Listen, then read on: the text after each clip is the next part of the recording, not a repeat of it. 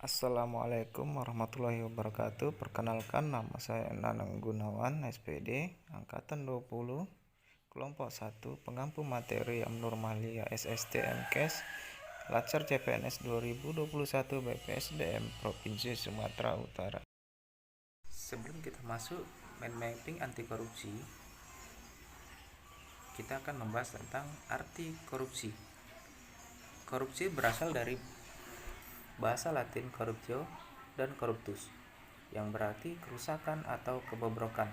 Dalam bahasa Yunani, corruptio perbuatan yang tidak baik, buruk, curang, dapat disuap, tidak bermoral, menyimpang dari kesucian, melanggar norma-norma agama, material, mental, dan umum. Dalam mind mapping anti korupsi ada 6 poin. Pertama, jenis-jenis korupsi. Kedua, ciri-ciri korupsi. Ketiga, dampak negatif korupsi, pencegahan korupsi.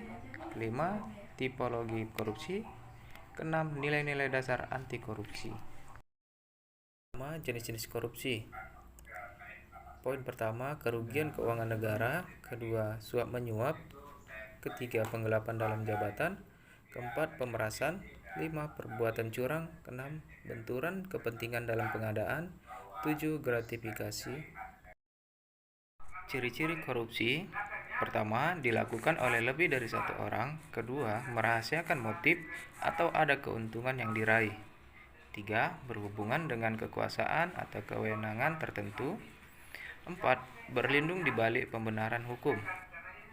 Kelima, melanggar kaedah kejujuran dan norma hukum. Dan terakhir, mengkhianati kepercayaan.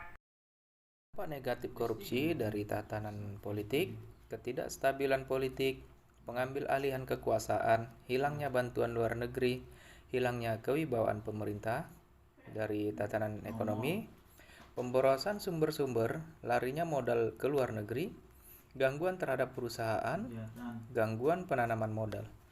Kemudian dari tata sosial budaya, revolusi sosial dan ketimpangan sosial.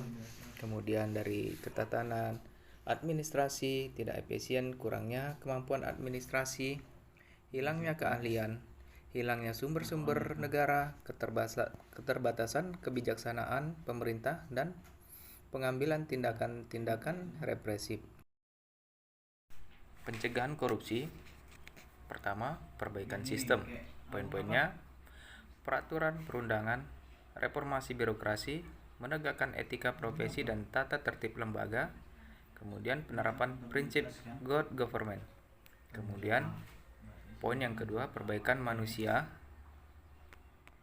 memperbaiki moral, meningkatkan kesadaran hukum, mengentaskan kemiskinan, memilih pimpinan yang bersih, jujur, dan anti korupsi. Tipologi korupsi. Pertama, white collar crime. Kemudian kedua, invisible crime.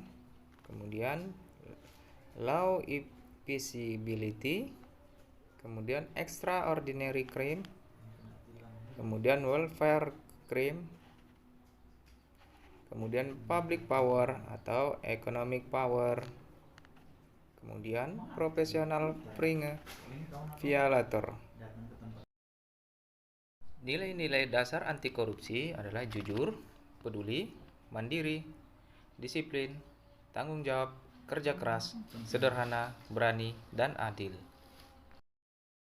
Implementasi yang saya lakukan di tempat saya bertugas adalah tidak menerima uang dari wali murid dalam hal memperbaiki nilai murid tersebut. Sekian dari saya ucapkan Assalamualaikum warahmatullahi wabarakatuh dan terima kasih.